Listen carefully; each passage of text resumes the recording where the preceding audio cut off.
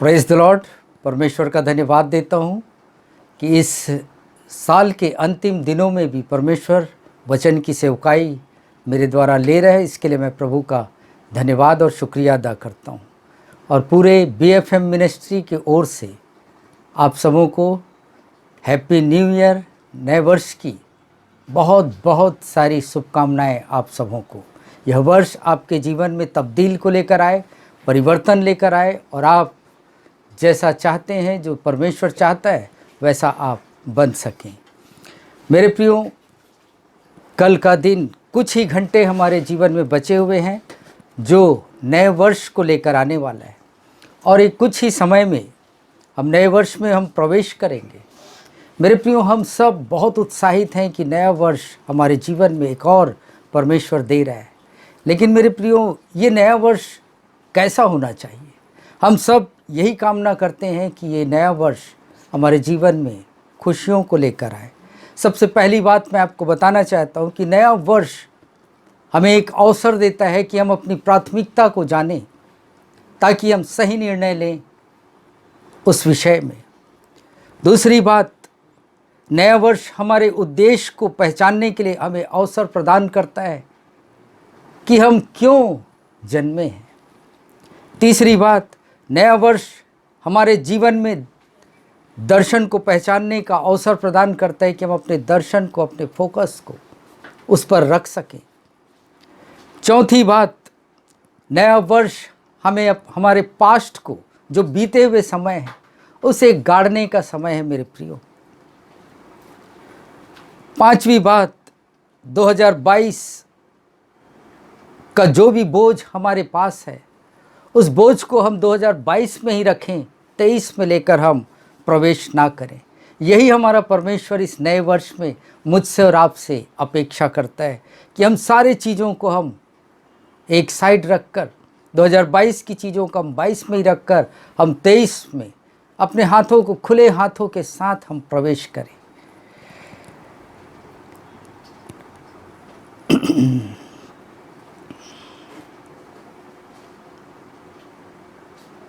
2022 में जो कुछ हमारे साथ हुआ है, जो भी बातें, चाहे कड़वाहट हो, मीठी बातें हो, सारी चीज़ों को हम इस 2022 में ही हम छोड़ दें मेरे प्रियो। और परमेश्वर चाहता है कि हम एक नया वर्ष, एक नया रूप से हम लोग जिएं। इफिसियों की पत्री 5वां अध्याय 14 से 18 वचन हमारे जीवन के लिए एक उत्तम सलाह को देता है। मैं पढ़कर आपके सामने रखूँगा। हे सोने वाले, जाग और मुर्दों में से जी उठ, तब मसीह की ज्योति तुझ पर चमकेगी। मेरे प्रिय, पौलुस यहाँ पर शारीरिक तौर से सोए हुए व्यक्तियों के विषय में बातें नहीं कर रहा है, लेकिन वो जीवन में सोए हुए लोगों से बातें कर रहा है। मेरे प्रिय, पौलुस यहाँ पर मुझे और आपको एक सलाह देता है और वो कहता है, हे सोने वालों, जागो।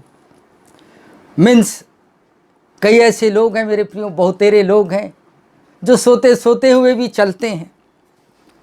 और उसके बाद कहता है, जागने के बाद वो हमें सलाह देता है कि उठो। कई बार ऐसा होता है कि हमें लोग उठाते हैं और हम बिस्तर पर ही पड़े रहते हैं, हम जाग जाते हैं लेकिन उठते नहीं हैं। लेकिन उठना बहुत जरूरी मेरे प्रियो। उठ means get your self up. स्वयं से हमें उस स्थान से हमें उठना है। अराइज, इंग्लिश में उसे कहा जाता है, arise means no one can change your condition. Arise means no one can change your condition. Arise का मतलब ये भी है कि arise is self initiated action. ये स्वयं से शुरू करने वाला प्रक्रिया है मेरे प्रियो। लोग हमें जगाते हैं लेकिन उठना हमारे हाथों पर है। यह वर्ष जब तक चेंज नहीं होगा, जब तक आप और मैं, हमारे जीवन में परिवर्तन नहीं आएगा, जब तक ये वर्ष हमारे जीवन में चेंजेस को लेकर नहीं आ पाएगा। हम में से बहुत तेरे जागे हैं लेकिन उठे नहीं हैं। लोग 31 दिसंबर को होल नाइट प्रेयर मीटिंग में जाते हैं कि वो वहाँ प्रार्थना करें और उसके बाद वो अपने घर चले जाते हैं साल भर के लिए सोने के लिए। मेरे प्रियो, जागने के बाद हमें उठना है। तब आगे वचन कहता है कि तब मसीह की ज्योति तुझ पर चमकेगी। मसीह means Christ, Christ means anointed king. चमकना means shine, shine means exposure. जब आप जागेंगे और उठेंगे तब वह सब कुछ जो आप गलत कर रहे हैं, मसीह उन चीज़ों को, यीशु मसीह उन चीज़ों को आपके जीवन में प्रकट करेगा। आपकी तमाम गैर जिम्मेदारी को परमेश्वर प्रकट करेगा। गलत संगति जो आपने गलत लोगों से की है उसे परमेश्वर प्रकट करेगा। कैसे मैंने परमेश्वर के दिए हुए धन को बर्बाद किया है उसे परमेश्वर प्रकट करेगा। जब हम जागेंगे और उठेंगे तो परमेश्वर हमें ये भी बताएगा कि क्या हमने परमेश्वर के लिए बनाया है और क्या परमेश्वर के लिए हमने तोड़ा है। मेरे प्रियो, आगे के वचन की ओर हम लोग बढ़ेंगे। इफिसियों 5:15 वचन को मैं पढ़ूंगा। इसलिए ध्यान से देखो कि कैसी चाल चलते हो, निर्बुद्धियों के समान नहीं पर बुद्धिमानों के समान चलो। Means be careful. यहाँ पर पौलुस हमें आगाह कर रहा है, चेतावनी दे रहा है कि उठने के बाद आपकी चाल कैसी होनी चाहिए। निर्बुद्धियों के समान मत चलो कह रहा है।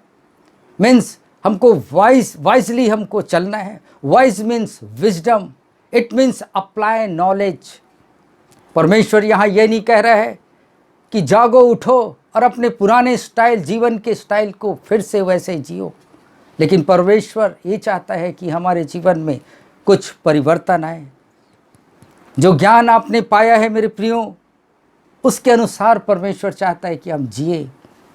जो शिक्षा आपने पाई है वह काफ़ी है कि औरों को आप जाकर उसे बांटें। मेरे प्रियो, यह वर्ष हम सबों के लिए ईयर ऑफ एप्लीकेशन बन जाए।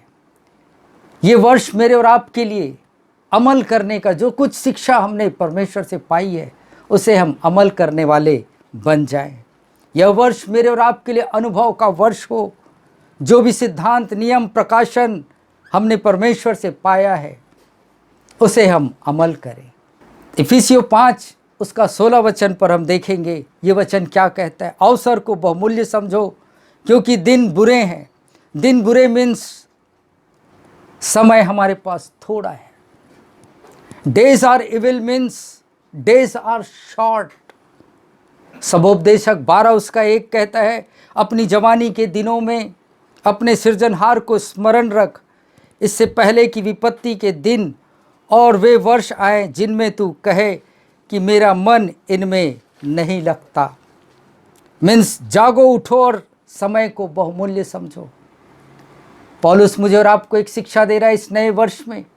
वो कह रहा है जागो, उठो और समय को बहुमूल्य समझो।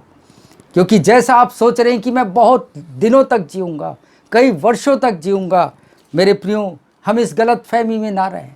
परमेश्वर ने मेरे और आपके लिए एक सीमा निर्धारित की है। उस सीमा निर्धारित में मुझे और आपको परमेश्वर के दिए हुए कार्यों को अंजाम देना होगा। परमेश्वर की मनसा ये है कि हम मृत्यु के प्रति सजग रहें, जागृत रहें। मेरे प्रियो, हम वचन 17 की ओर ध्यान देंगे। वचन इस प्रकार से कहता है, इस कारण निर्बुद्धि ना हो पर ध्यान से समझो कि प्रभु की इच्छा क्या है। मीन्स एक निर्बुद्धि व्यक्ति के पास बहुत सारे ज्ञान हो सकते हैं मेरे प्रियो। मीन्स उसके पास ज्ञान तो है लेकिन विजडम नहीं है। विजडम तब कहलाता है, ज्ञानवान मैं और आप तब कहलाते हैं जिन बातों को हमने सीखा है, इन्फॉर्मेशन को हमने जो कलेक्ट किया है, जब हम उसका उपयोग करते हैं तब लोग मुझे और आपको बुद्धिमान कहते हैं। मेरे प्रियो, इसलिए ये ना समझें कि अज्ञानता का होना हमें निर्बुद्धि साबित करता है, लेकिन इस वचन के अनुसार से यदि आपके पास ज्ञान है, ज्ञान का भंडार है, विजडम है और आप उसको उपयोग नहीं कर रहे हैं, इसका मतलब हम निर्बुद्धि हैं। मेरे प्रियो, इस वर्ष को मुझे और आपको बहुमूल्य जानना है क्योंकि समय मेरे और आपके पास थोड़ा है। यीशु सिर्फ 33 साल तक इस पृथ्वी में आकर जिया मेरे प्रियो, लेकिन इस 33 साल में उसने ऐसे काम किए संसार के मानव जाति के एक एक लोगों के लिए कि जिसे देखकर, सुनकर, पढ़कर हमें आश्चर्य लगता है। मेरे प्रियो, यीशु मसीह केवल 3 साल सेवा किया इस पृथ्वी पर आकर। उसकी सेवकाई केवल 3 साल थी, लेकिन इस 3 साल में उसने संसार को उसने बदल दिया। मेरे प्रियो, आज प्रश्न ये उठता है कि आप और मैं कितने वर्ष तक जीवित रहेंगे। जरा एक नज़र मैं और आप इस आयु की ओर, अपनी आयु की ओर नज़र दौड़ाएं कि हम कितने वर्ष तक मैं और आप जीवित रहेंगे। मेरे प्रियो, हमें परमेश्वर के उद्देश्य को जानना है, जिससे हम अपने समय, ताकत, टैलेंट, गिफ्ट और धन को गलत लोगों के साथ हम बर्बाद ना कर दें। वचन 18 की ओर हम देखेंगे। परमेश्वर का वचन कहता है, इफिसियों 5 उसका 18 वचन कहता है, दाखरस से मतवाले ना बनो, क्योंकि इससे लुचपन होता है, पर आत्मा से परिपूर्ण होते जाओ। मेरे प्रियो, वचन स्पष्ट रूप से कहता है, मतवाले ना बनो, दाखरस के पीने से मतवाले ना बनो। वचन में वाइन, अल्कोहल को ही लिखा गया है, मगर मैं आपको बताना चाहता हूं कि हमारे समाज में इससे भी नशीली चीज़ें हमारे समाज में घुस चुका है। मेरे प्रियो, हमारा फोकस केवल हम इन वचनों को हम जो शराब पीते हैं, वाइन पीते हैं, उनके लिए हम थोप देते हैं। वचन का तात्पर्य सिर्फ शराब ही नहीं, पर वह सब कुछ है जो आपके माइंड को डिस्टर्ब करके आपके समय को चुराता है। जो भी चीज़ें जो आपके जीवन को कंट्रोल कर रहा है, वह आपके समय को चुरा रहा है।